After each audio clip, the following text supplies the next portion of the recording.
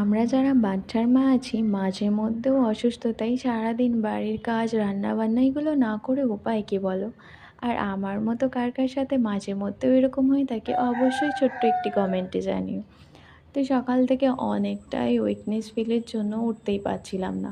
তারপর রান্না করতে করতে প্রায় 2টা বেজে যায়। অবশ্যই মাঝখানে ছোট্ট একটি টিফিন করে বেবিদের নিয়ে খাওয়া হয়েছিল। তো কী রান্না করব সেটা বুঝতেই পারছিলাম না।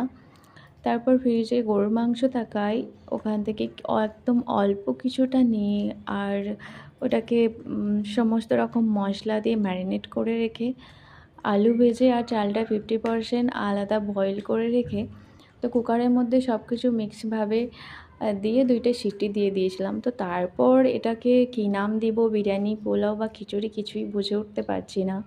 তো তবে যাই হয়েছিল এই অসুস্থতার সময়, তো আলহামদুলিল্লাহ খাওয়ার মতো খাওয়া গিয়েছিল বা টেস্টটাও ছিল। আর জানি ভিডিওর কোয়ালিটি বা প্রপারভাবে তেমন কিছুই দিতে পারছি না বা হচ্ছে না। তো আমার আজকের ক্যামেরা আমার ছেলে করে দিয়েছিল। তো এই তোমরা যে ভালোবাসা দিয়ে আমার ভিডিওটাকে ভিউ করো এটাই আমার কাছে অনেক। তাও যদি তোমাদের কাছে আমার ভিডিওটা সামান্যতমও যদি ভালো হয়ে থাকে অবশ্যই সাবস্ক্রাইব একদিন মাই নিশ্চয়ই চ্যানেল। বড় হতে আর তোমরা পারবো। যদি এইভাবে পাশে থাকো